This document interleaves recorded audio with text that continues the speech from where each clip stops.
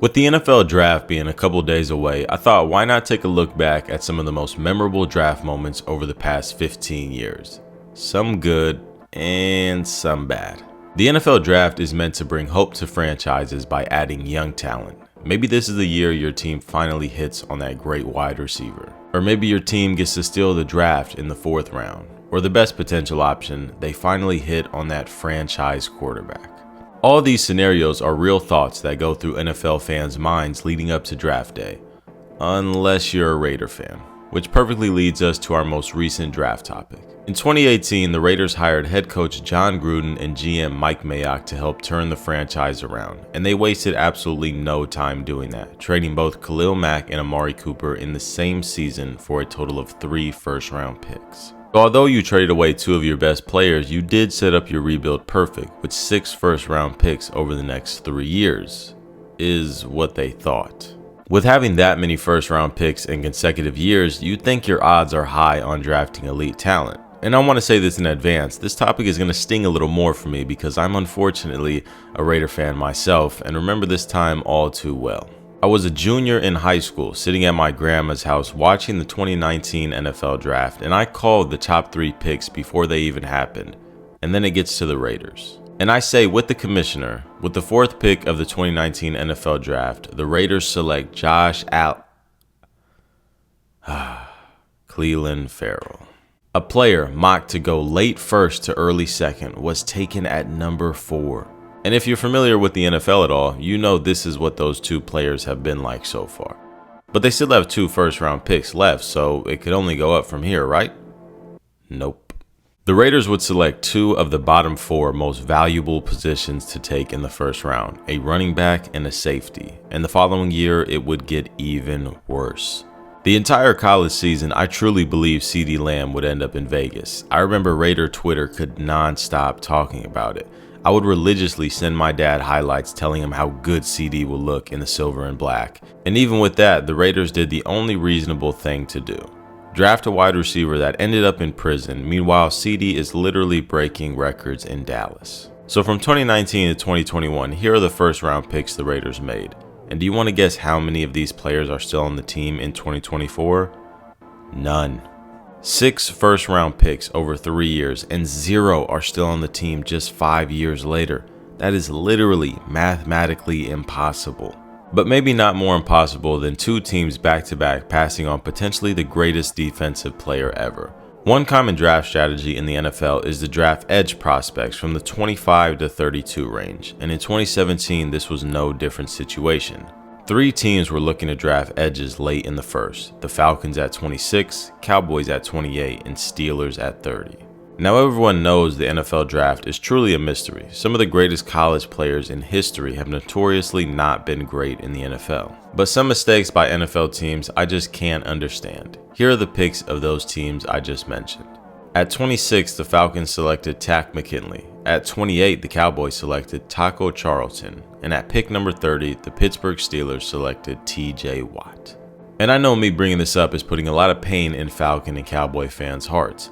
But I just don't get how you have the brother of a 3-time Defensive Player of the Year sitting there and you pass on him twice to select Takarist and Taco. So far through those 2 players' career, they have 31.5 sacks combined. TJ Watt has 22.5 in one season, accounting for over 71% of their sacks in just 15 games. And that, ladies and gentlemen, is how you torture 2 NFL fan bases at the same time. But this whole video isn't just going to be the bad times. Like how in 2011 we witnessed maybe the greatest first round in NFL history, and I mean that with no exaggeration. The first 7 picks of the draft ended up all being all pros at a point in their career, and it didn't stop there. 16 players from this first round ended up being a Pro Bowler. 16. That meant you literally had a 50% chance of drafting a Pro Bowler. And here are the total accolades from this round. 78 Pro Bowls, 41 All-Pros, 3 Defensive Player of the Years, and an MVP. But the greatest part about this draft was the defense, and specifically the defensive line. The 2011 draft produced the most sacks ever from a single class, and it featured 7 players with 80+ sacks. This draft had 168.5 sacks from the first round picks alone. not including Justin Houston and his 112 sacks or Jarrell Casey and his 51.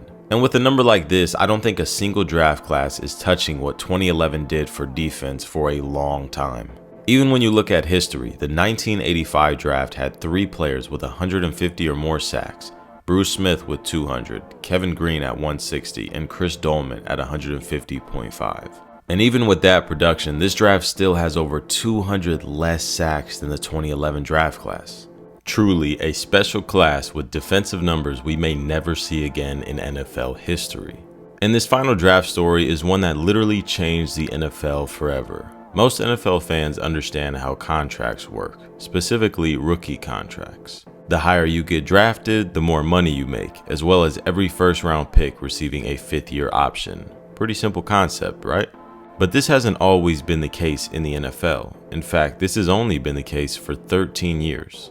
Before 2011, the rookie wage scale was not a thing, so NFL teams were able to give a rookie their own contract they believed was the right price. In 2007, the Lions gave Calvin Johnson a 6-year deal worth $55.5 million. The following 2 years featured Matt Ryan receiving a 6-year $70 million deal, as well as Matthew Stafford getting the most money ever by a rookie at the time, a 6-year deal worth $72 million. But after the 2010 draft, the NFL had to step in and couldn't let this go on any longer because of what the Rams did. In 2010, the Rams had the #1 overall pick and selected Sam Bradford out of Oklahoma, hoping he would become their franchise quarterback. In doing so, they gave him the largest contract by a rookie in NFL history, a 6-year deal worth $76 million. To show how ridiculous that is, Bryce Young, the #1 overall pick of last year's draft, contract isn't even 50% of that number. And to make things even worse, Sam Bradford only spent 4 seasons with the Rams, and this is how his time went. He completed 58% of his passes and averaged 14 touchdowns a year and 9 interceptions a year. So I'd say the NFL made the right decision implementing a rookie wage scale in 2011. And those are some of the best and worst draft moments over the past 15 years. If you have any notorious draft moments you experienced, let me know down below in the comments, good or bad. And as always, hope everyone who watched this video learned something and also enjoyed. Thanks for watching. I'm out. Peace.